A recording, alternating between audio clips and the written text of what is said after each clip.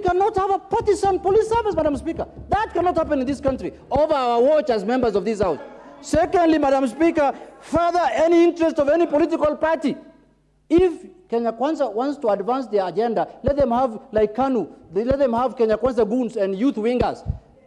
Let them do that and use that to, you cannot use the police to propagate your agenda, Madam Speaker. That cannot happen. The police is there to protect and defend the rights of every Kenyan.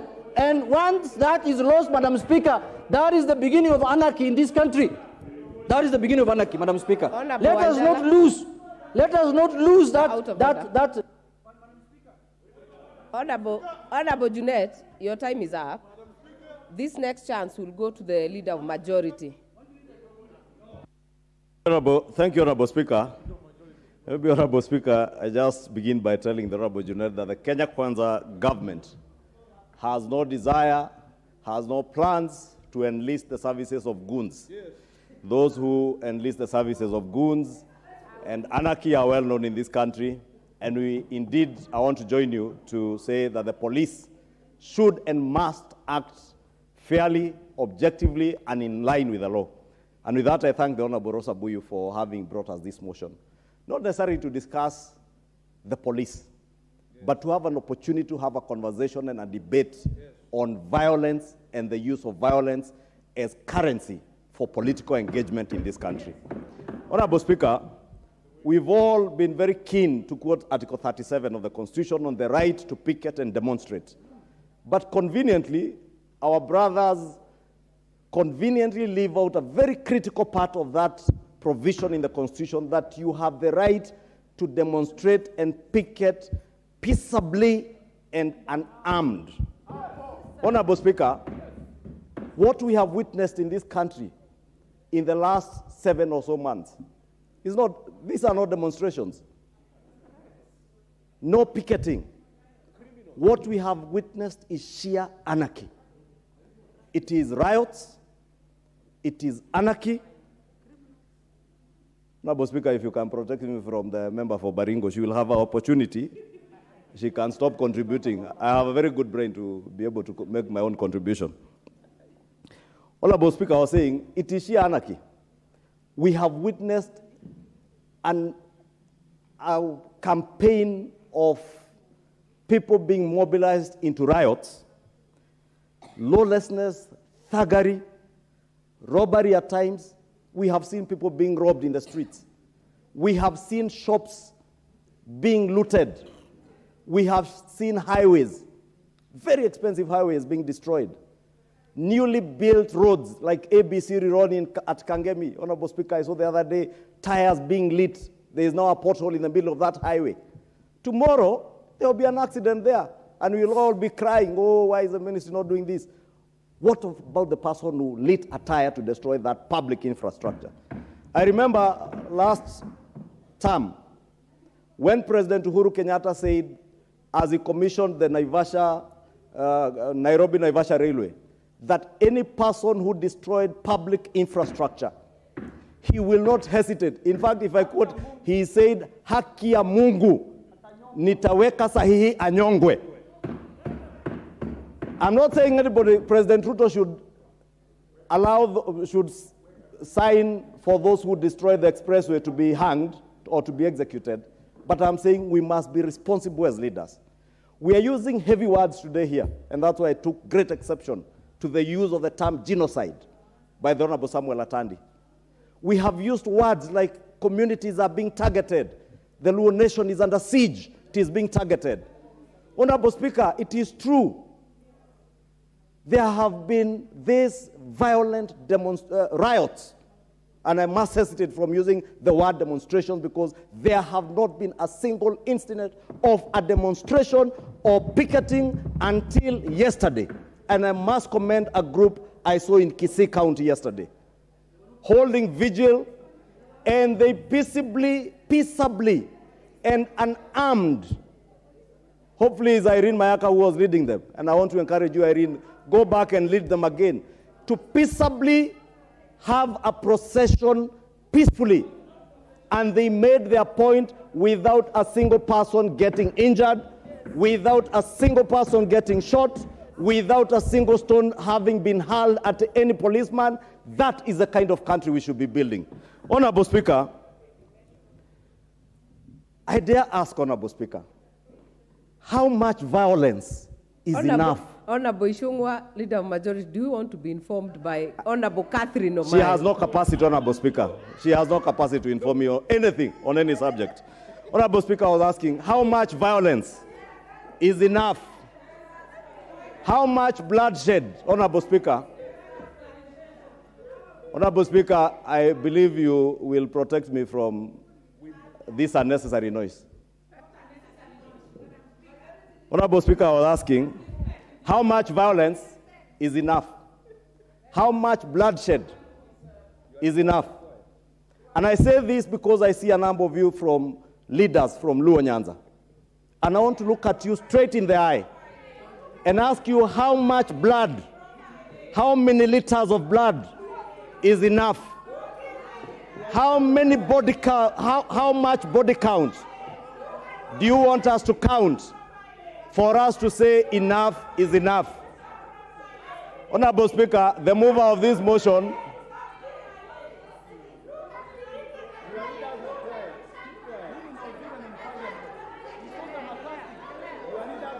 Honorable Speaker, I am posing... Honorable Otiende, what is out of order? Thank you, Madam Chair. Madam Chair, I think the Leader of Majority was progressing quite well, even though the motion is about police conduct, but he's made it political, but that is discretion.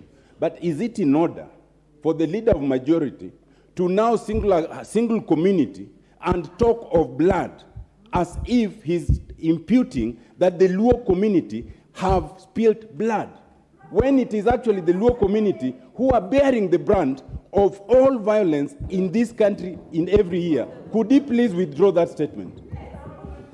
Honorable Speaker, if you can protect me from Rosa Buyu, Honorable Speaker, or can you, Honorable Speaker, can you allow Honorable Rosa Buyu Honorable members, to say what she's saying on record so that she stops shouting?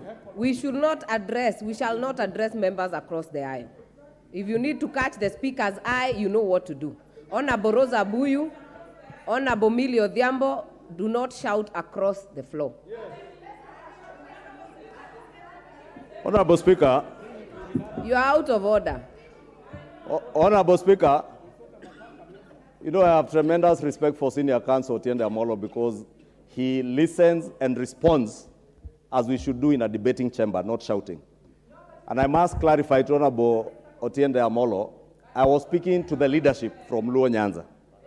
And I was asking, we must come to a time now when we say enough is enough. That we cannot continue mobilizing people for riots in the name of Article 37 of the Constitution. Then we cry foul. Honorable Speaker, Honorable, last week, order, majority. will I have time? Honorable, I hope you will add my time. Honorable Ward Chief, what is out of order?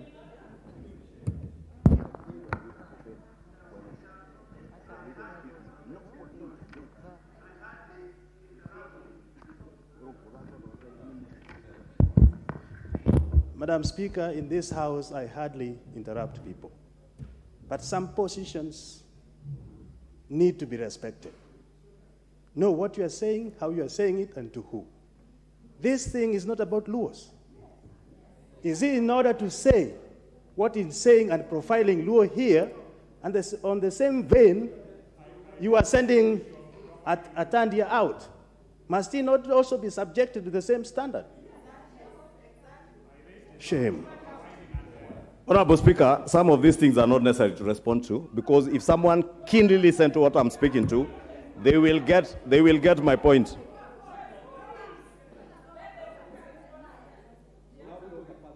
Other members, I really will actually engage and indulge us to actually just observe decorum because I have had an Honorable Otiende Amolo, you can confirm that this came from this side of my left initially.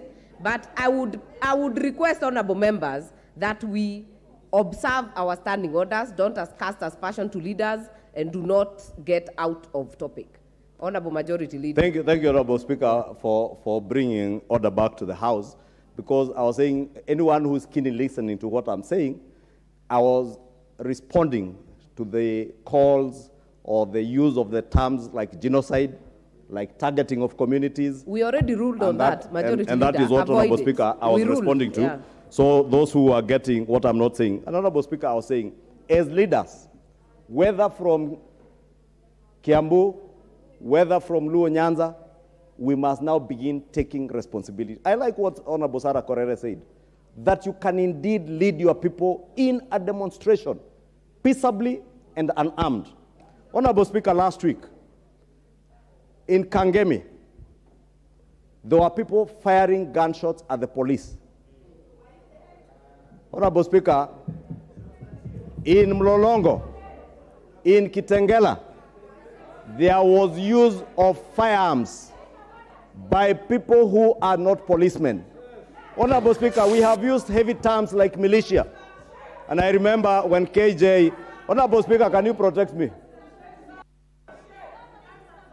Because there are only 3 members, Honorable Speaker, you have capacity to protect me. Other members, we have done very well until this point. So let us not shout across the floor. If you want to put an intervention, you know what to do, honorable members. You know, Honorable Speaker, I have been here long enough to know these tactics. What is out of order?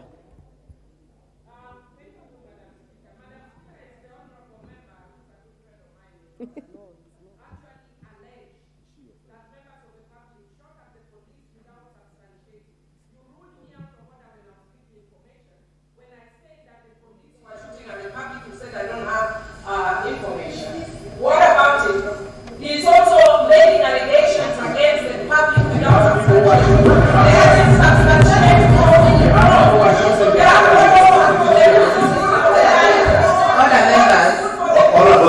Other members, you know I have listened to all of you. These allegations have come from both sides of the House. I have had people who say they were shot from the back, others from the front, others the police were shot. So if we are going to make progress, honorable members, let us be keen on what we present. Honorable Ishungwa, Honorable Speaker, you know I never think careless things.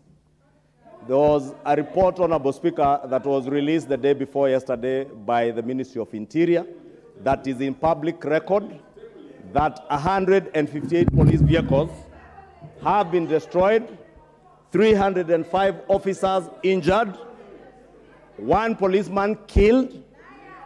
Honorable Speaker, when I said there was fire towards the police in Kangemi, indeed, I happened to be in the vicinity that day, attending a funeral, Honorable Speaker, in a church. And the Honorable KJ, because I was with the Honorable KJ, he can tell you, as we waited, policemen had to take cover because there were gunshots coming from the crowd. Honorable Speaker, when the Honorable Pio and I was challenged on the use of the word militia, I want to state that it is indeed true. There has been a militia that has been used in these riots that have purported to be demonstrations.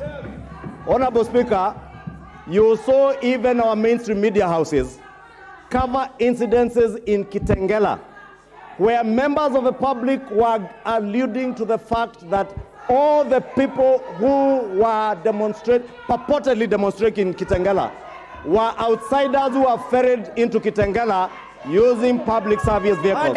Order, members. And you must add me time, Honorable Speaker. Order, members. I know so many of us want to speak, and I want to confirm we have a lot of time for everyone to speak. We have an hour and a half to go. So we will speak.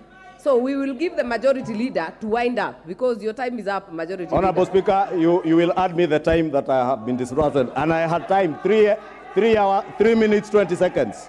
Honorable Speaker, I was saying, if you listen to the people in Kitengela, saying that people were brought in to Kitengela in the morning, the violence that was meted out in Mlolongo was never by the people of Mlolongo or Mavoko, but it's outsiders who are brought in. Honorable Speaker, when you speak about militia, we know the militia and criminal gangs that have been used politically in this country since time immemorial. You know who dons out of order, the Mungiki sect and Mungiki militia. You Mr. know Speaker, who works my with them. point of order is this. Order. You know who... Well, my point of order is this, Mr. Speaker. Order. What is out of order, Honorable Junet? Madam Speaker, my point of order is this, with a tremendous respect to the majority leader. Madam Speaker, he's alluding to here that there were people who were ferried from outside to Ketengela. Madam Speaker, the question I wanted to ask is, what kind of inept and useless government is he running? Not to know that people were ferried at night there to go and cause havoc, and he's just sleeping. He's a majority leader. He should have known it by night, Madam Speaker. Order members. Order members. I don't remember Honorable Ishungwa being the intelligence boss or anything like that, but please continue. Thank you, Honorable Speaker. You know, I allow Honorable Junet because he's a serious leader and he will never shout for nothing. He will state things, but the day I run a government, you will get to know. Now I'm not running one, Honorable Junet. But I was saying, Honorable Speaker, these are facts that I'm speaking to, that there have been people who have been mobilized, criminal elements, and the police must deal with all criminals, whether within the political circles or outside the political circles, Honorable Speaker. Honorable Speaker, I was saying in Mlolongo, Honorable Speaker, when people were demolishing the expressway, and Honorable Junet knows where he was. And he knows that...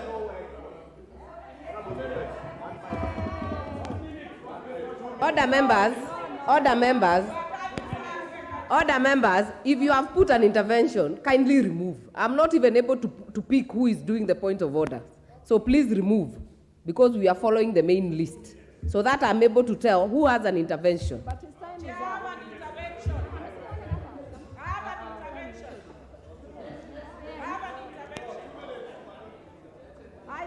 up. Order members. Point of order. Point of order on what you raised. Honorable Otiende, are you on a point of order? No. You're waiting to talk. All right. Honorable Kamket, are you on a point of order? Yes, let's come. If you're waiting to speak, I will not give anyone now on a point of intervention. Majority Leader, please, you have 1 minute. Wind up. 1 minute. Honorable Speaker, Honorable Speaker, it's rather unfair to give me a minute and not allow me to speak when Honorable Millie Odhiambo continues shouting. But I was saying this, Honorable Speaker, because you are shouting for me not to tell you the truth, but I'll speak the truth to you. As leaders from Luo Nyanza, you must lead from the front. You must stop mobilizing your people to death. You must say enough is enough and no more bloodshed. How many liters of blood do you want? For you to be able to negotiate yourselves in power, you shall no longer use bloodshed to negotiate yourselves into power. Order. No more bloodshed in this country to negotiate yourselves.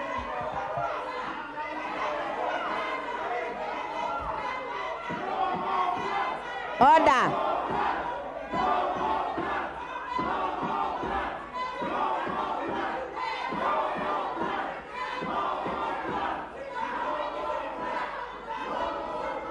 Order, members.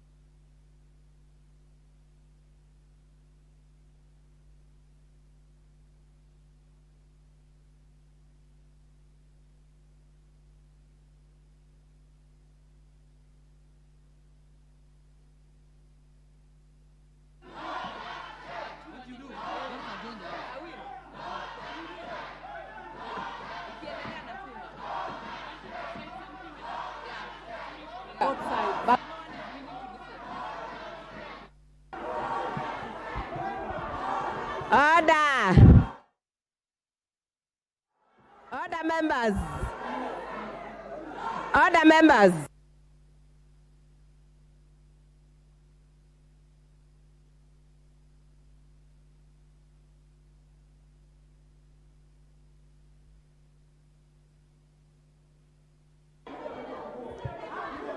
Order, members.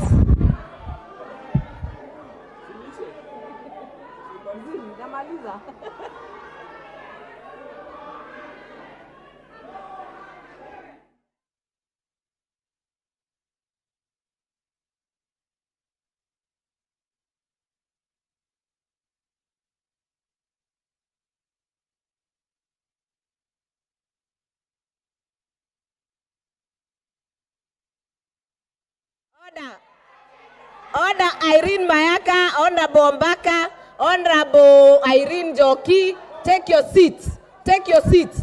Honorable Ferdinand Wanyonyi, take your seat. Honorable Kawanjiko, order, take your seat. Honorable John Paul, take your seat. Honorable Amashukuru, take your seat. Honorable Dorothy Mudhoni, take your seat. Honorable Janet, take your seat. Honorable Honorable Yagon, take your seat. Honorable Mokami Mashinani, take your seat. No. Honorable Catherine, take your seat.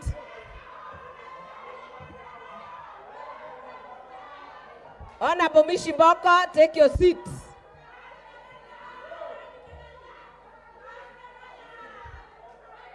Order, members. Order, members. Order, members. Order, members. Order, members. Order, members. Order, members. Order, members. On the request of Honorable Junet, we are going to stand up for a moment of silence. And that one is now authorized by the House. Order. Order, members. Order, members.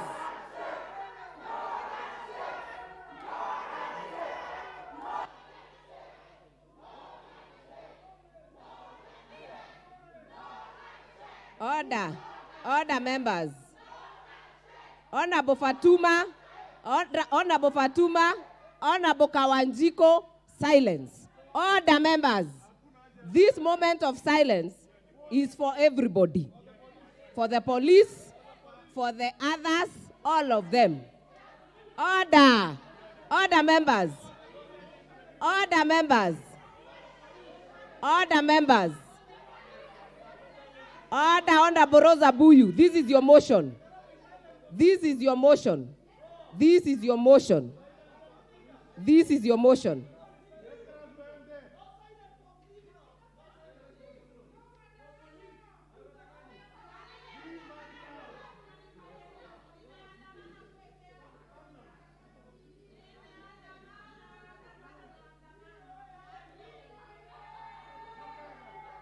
Take your seats, honorable members. Take your seats.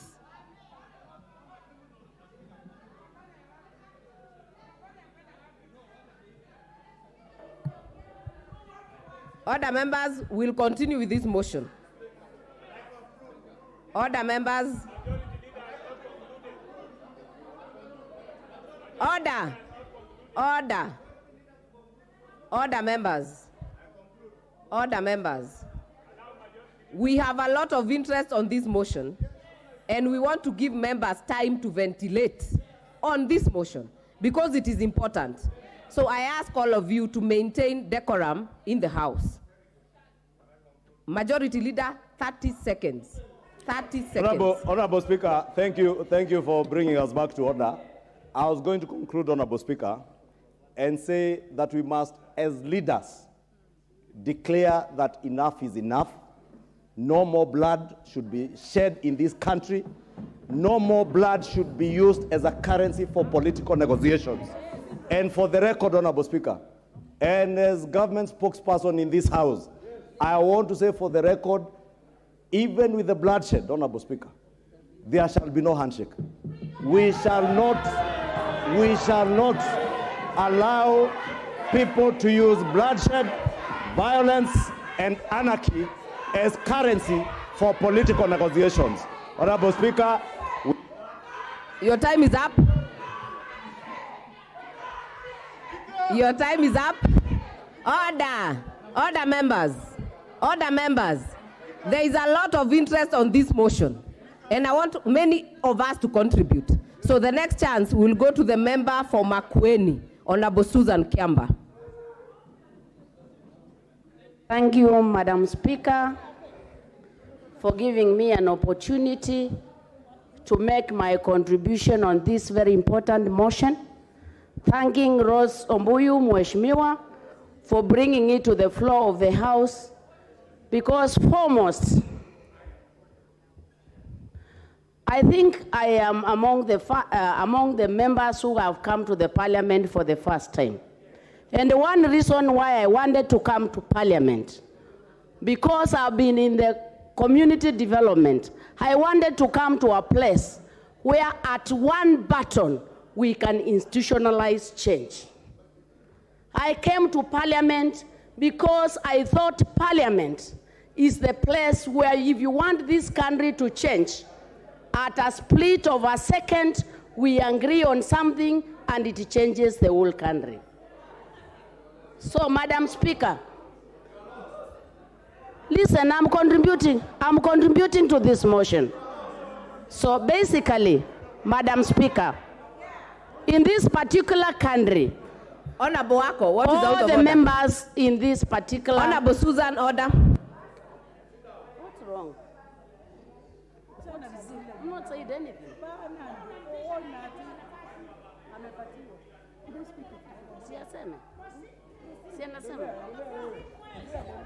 Thank you. What is the Speaker? Thank you, Madam Speaker. Thank you for giving me the mic, Madam Speaker. I wouldn't want to interrupt my friend, Mheshimiwa, but what she's saying, you know, it is true that this is a place to come and reason, debate, so that we can bring changes. But how can we do that, Madam Speaker, when others interfere with you, make noise like my good friend Millie Odambo, make noise? How can we debate soberly when we cannot... Honorable Wako. No. Honorable Wako. Honorable Wako, what is your point of order? Because Honorable Millie Odhiambo shouting across the aisle is actually out of order, but Honorable Susan Kiamba was going very well. So let Honorable Member for Makueni continue. Yes. Thank you. Madam Speaker, thank you for your protection. And basically, what I was saying, we are very privileged, 349 people to make decisions for 40 million Kenyans. We are very privileged. We are among the most educated Kenyans. We have the best exposure courtesy of our communities. And I think this is Honorable Member for Makueni, address the chair. Address the chair. Madam Chair, this is, by those particular statistics I've already given you, this presents a house of honor, a house of respect, a house representing all the Kenyans, despite the political divide. When a Kenyan dies, there is no blood that is UDA, there is no blood that is ODM, there is no blood that is Kenya Kwanza. All blood is red, and all blood is for Kenyan citizens. Yes. Madam Honorable Speaker, I am very disappointed when I see honorable members thinking the death of any Kenyan, whether the Kenyan is coming from Makueni, whether the Kenyan is coming from Luoland, whether the Kenyan is coming from Kikuyu, and death of any Kenyan must worry us as representatives. So when deaths of people do not worry us, Madam Speaker, I feel as a person, I feel as a house, we are degrading our status that this nation has actually given to us to make decisions on behalf of the 50 million Kenyans. Madam Speaker, I once worked in South Sudan, and I thought it was crazy when one time I took my colleague who had an accident to a mediation place by the government. And the person who was mediating said, "We are going to jail you, Kenyan, because if you did not leave Kenya, this accident would not have happened." I thought that was very absurd until I heard it, Madam Speaker, in this honorable house. When somebody says, "You would not have been killed if you were not on the street." I think there is no law in this country. There is no law in this country even that allows anybody to be killed because you were found somewhere What is stealing. out of order, Leader of Majority? There are methods that actually can be used. Now, can Honorable I Speaker, continue? the member on her feet is quoting. What is out of order? Honorable Speaker, I was waiting for the ones who have a trophy in shouting to finish shouting, then I articulate my point of order. The member who was on her feet, clearly articulating very good points about incidences in South Sudan, is alleging that a member, without naming that member, and if I remember, Honorable Speaker, if you can protect me from these ones. Honorable Speaker, the member who spoke about that, the member who spoke about people being mobilized, Honorable Speaker, was Honorable Pukose. I also alluded to the fact that there are people who are mobilizing people to riot.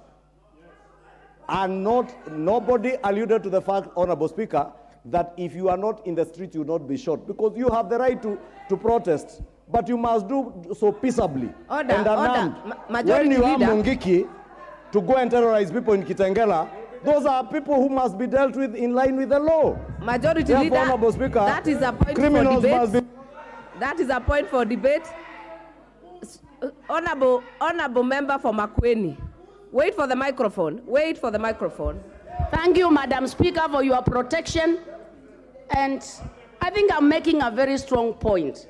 Even a Kenyan who is found on stealing, the first point is not to kill the Kenyan. We have trained police who can arrest, who can actually do anything else apart from stealing, apart from killing. I think the last option that a Kenyan police has is to kill, and in very rare circumstances. I find it very difficult. What is your point? Madam Speaker, I find it very difficult when anybody justifies killing, Honorable member, like in breaking cups. Point of order, Madam Speaker. It is important to inform. Is it a point of information? It's a point of order, Madam Speaker, that the police have the right to defend their rights as well. The police have the cardinal right to defend their rights. Order, members. What is out of order? Order, members.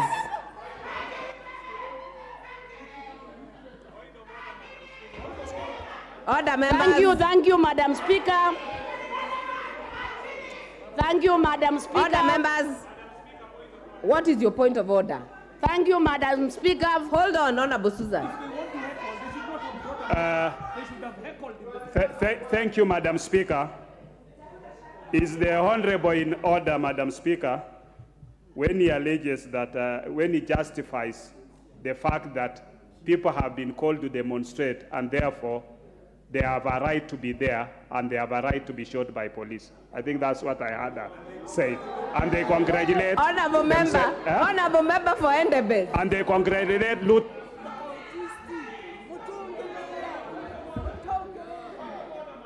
Honorable members, at the start of this sitting, Senior Counsel Otiende Amolo raised a very important point to the Speaker: abuse of points of orders. So please, if something is not out of order, let us let the members to finish. What is out of order? What is out of order? Madam Speaker, under your watch, there has been perennial an observance of the roles of this House. Madam Speaker, there is a reason why standing orders provide instruments with which members can bring issues to the floor. heckling is not one of the instruments, Madam Speaker. Honorable So if members. any individual wants to prosecute a matter, there is a reason why they brought this adjournment motion. You cannot use unconventional instruments on this house while you are the sponsor of the adjournment motion. If you wanted to prosecute the matter by heckling, you could have heckled elsewhere. You cannot sponsor an adjournment motion and heckle through the... Honorable KJ, other members, you have made your point, but I want to agree with you. The heckling is unparliamentary. It is out of order. And let me finish. This heckling, other members, this heckling is not a preserve of one side. So I would really request both sides to maintain decorum. Member for Makueni, please continue. Thank you, Madam Speaker, for your continued protection. And I think all of us should agree in unison that in this country, when we talk about police brutality, whether it is something we should actually look at. Yes. You're done. Thank you. Honorable members. What?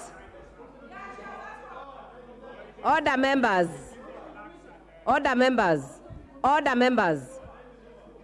The point of information has to be allowed by the speaker and the member, but her time is already up. Order members.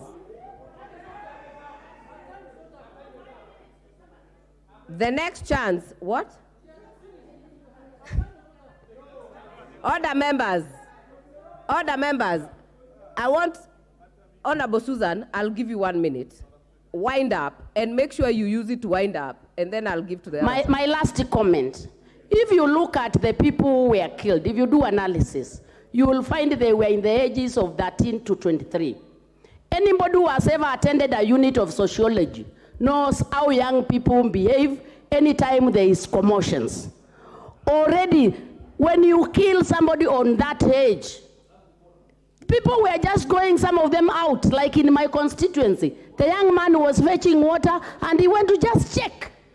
So how can a police force that we have employed continue killing young people as young as 13 to 23? We have all the data. So I think, Madam Speaker, I think this House... What is the point of order? Honorable Ruto? I think this House, with all due respect, I think in this House, we should raise up to the occasion and be accountable, make the police accountable to this House. Thank you. Madam Speaker, thank you for this opportunity. Is it in order for the honorable member to allege that police shot at a 13-year-old child? I mean, in that case, where did the 13-year-old child appear in the demonstration and destruction? Because the point where police met with the demonstrators is where there was destruction. So in this case, where was the 13? Those are allegations, and it should be substantiated according to the standing order. Because it's an honorable House, it should not go on record that a 13-year-old child has been alleged to have been shot in a demonstration. And then someone has to take responsibility. Why do you bring children to the demonstration? Thank you. Order, Honorable Irene Mayaka. Shouting across the aisle will not be permitted. Let us maintain decorum. All of us will get to speak. The next chance I'll give to the honorable member for Buri. Honorable Rindikiri Mogambi. Thank you, Madam Speaker. I want to pick from the point that death is death. And I'm not used to making allegations, but when I was in the farm in Narok, one of my shops was being raided in Kitengela. And as a community of businessmen in Kitengela, we were very keen to give instruction to check the people who are demonstrating.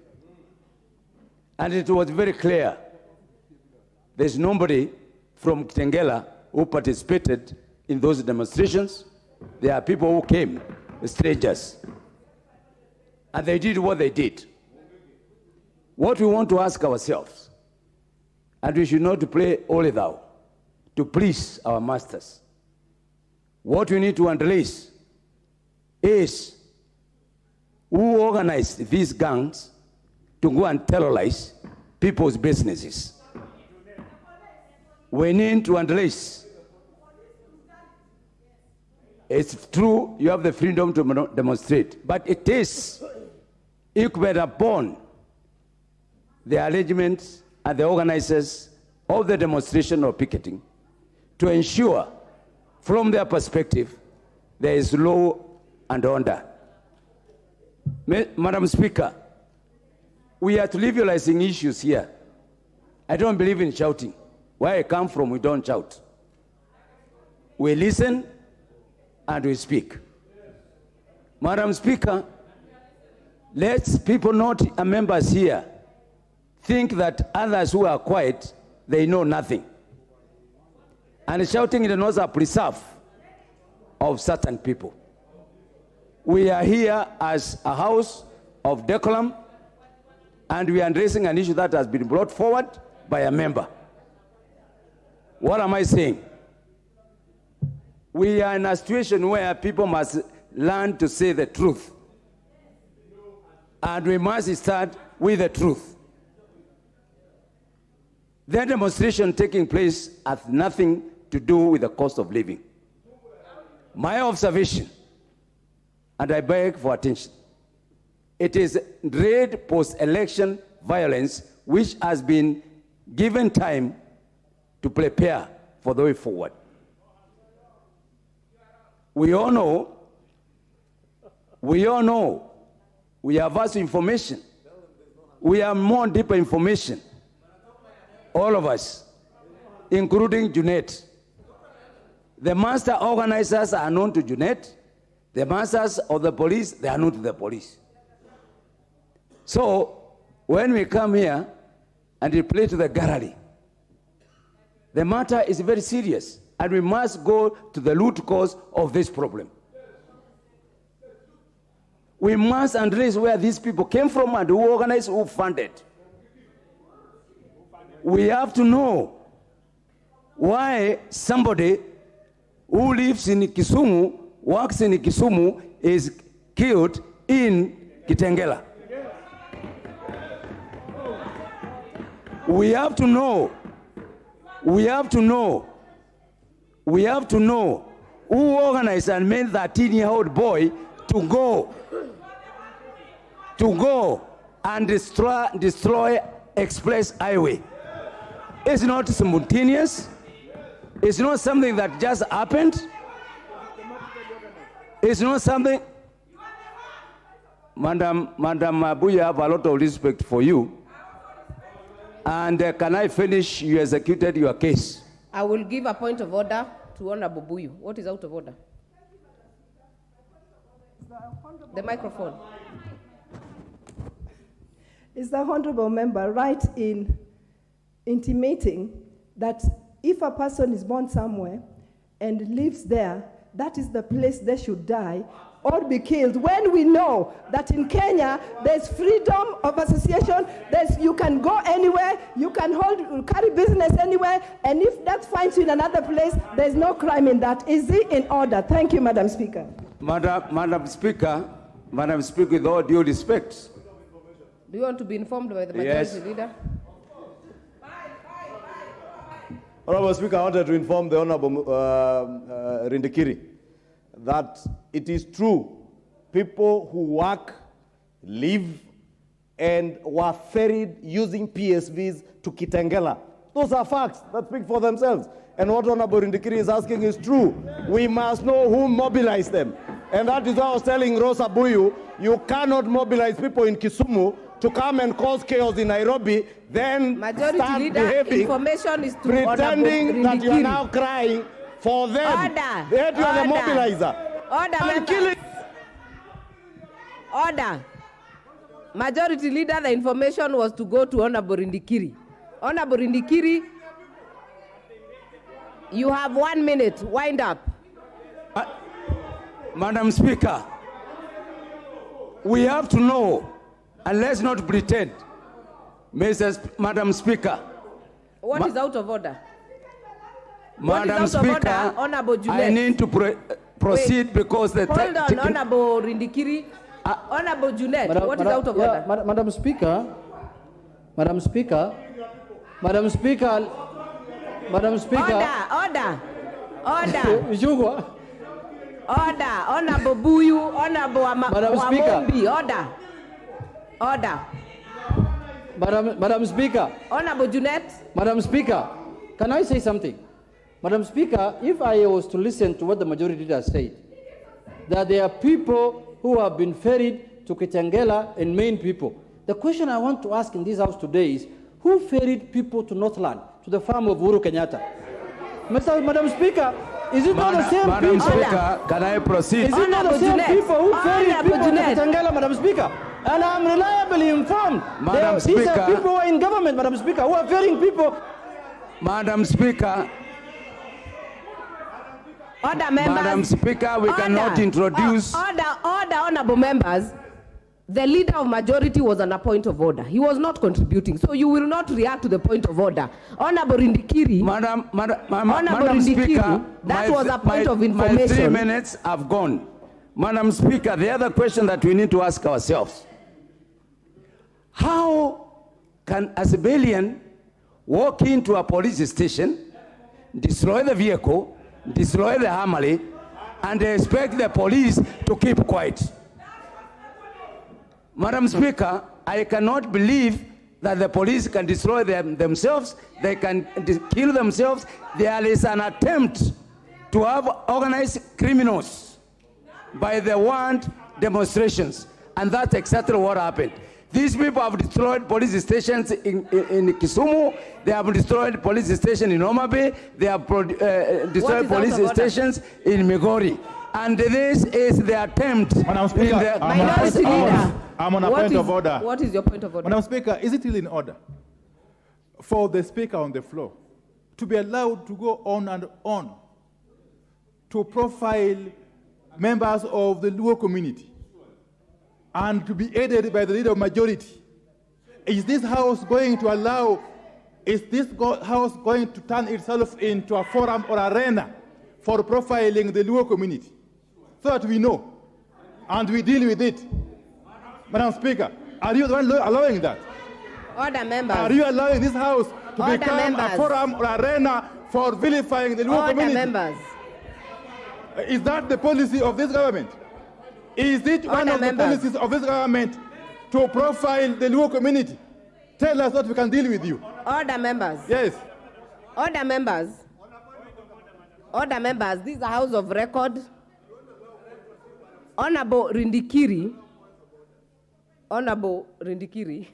I know members are saying I don't allow points of orders, but it is a right by the standing orders, but I will not allow frivolous points of order because many members want to contribute. Honorable Rindikiri, you will wind up, yes, and I will give to the next person. Madam Speaker, I am not talking about things that are not documented by the government.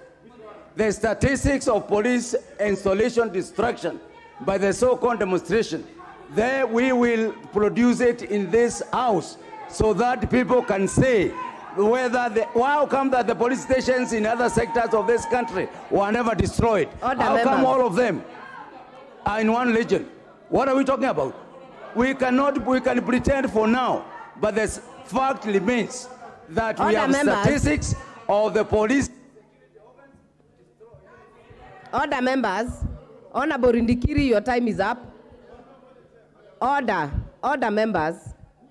Let us keep the decorum of this house. I'm also struggling to hear, so that when you raise a point of order, I know what the member said, because you're making too much across the aisle. There is no one on the floor, good people. Allow me to give the next opportunity to the Chair, Security Committee, Honorable Tongoyo. Thank you, Madam Speaker. First, I think I want to really appreciate Mheshimiwa Buyu, who is a member of my committee, for bringing a very important motion. And I'd expected members really to approach this with a lot of decorum and adhere to the standing procedures and the standing orders of this House.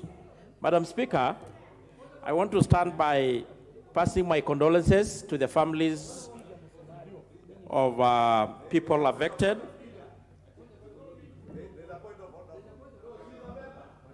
What is out of order? No, Madam Speaker, I wanted to indulge I wanted to seek your indulgence whether we should treat, Madam Speaker, I was saying whether we should treat the chairman of the Security Committee in the House, the Honorable Tongoyo, as a suspect or as a member who's contributing. Because he's the chairman of the committee that oversights the police. So where do we place him? As a suspect? Order, Honorable Junet. Even the mover of this motion is a member of the same committee.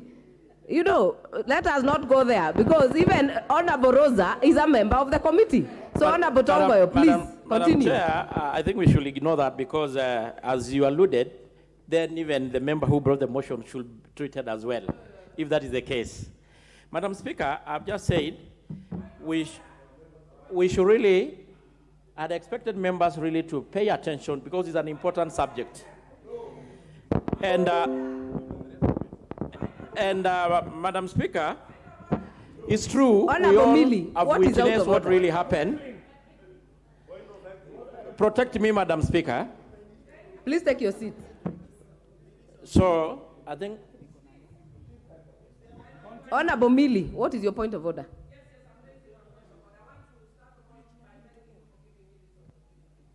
Chair, I'd actually tried to get your attention even earlier, but you had not seen. And my point of order, actually, I'm not even too aware. There is no point of order. She has no point of order.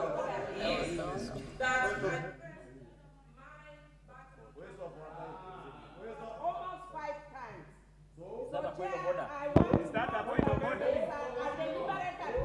Honorable Millie Odhiambo, I have given you this microphone not once. Order, Honorable Millie. Order, Honorable Millie. Honorable Millie Odhiambo, you're an experienced member of this House. I have already given you the microphone, so I will just ignore that and continue with Honorable Tongoyo. On a point of order, Speaker. Point of information, sorry. Yeah. Point of information to Tongoyo. Call the suspect. Do you want to be informed? Yes. By the leader of majority.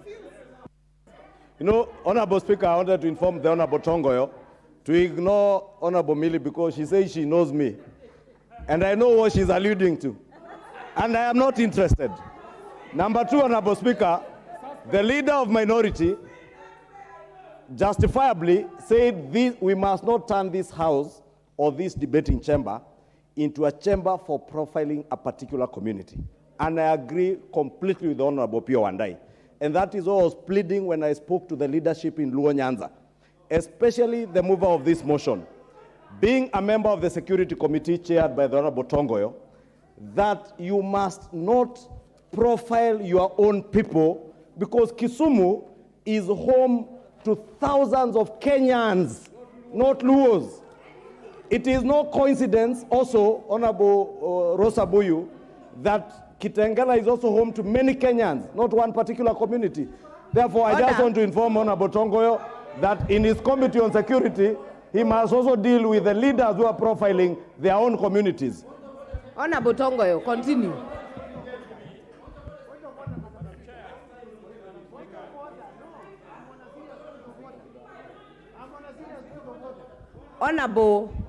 Honorable, you will not stand. Take your seats. Take your seats. Take your seats. In fact, I have only 2 people who have put interventions here. So please, Honorable Tongoyo, continue. Switch off this mic. Honorable Harrison Kombe, what is your point of order?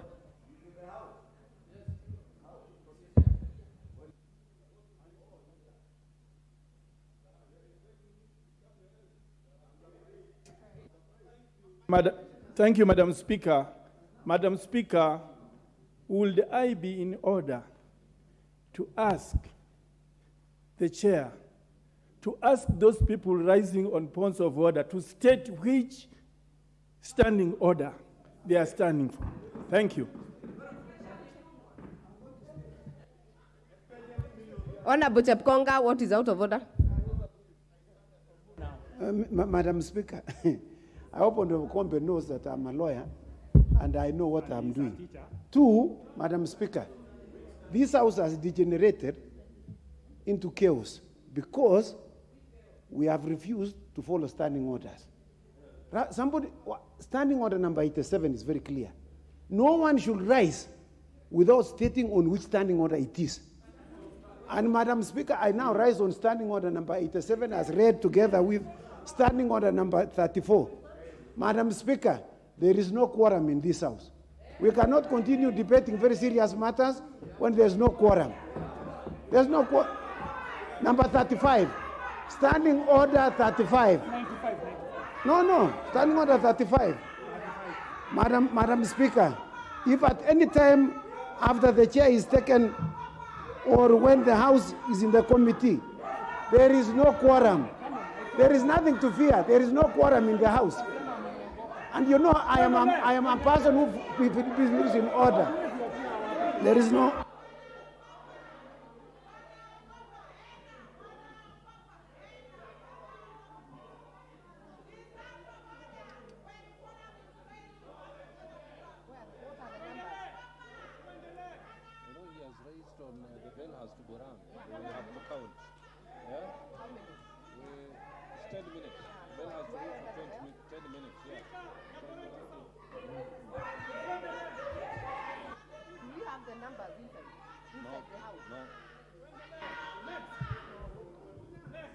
Order members. Order members. A member has risen in his position under standing order number 35. And I will therefore order the sergeant at arms to ring the bell for 10 minutes.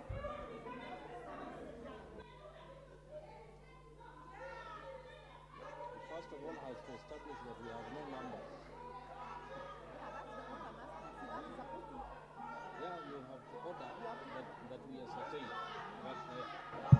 Sergeant at arms, ascertain the numbers in the house. Sergeant at arms, ascertain the numbers.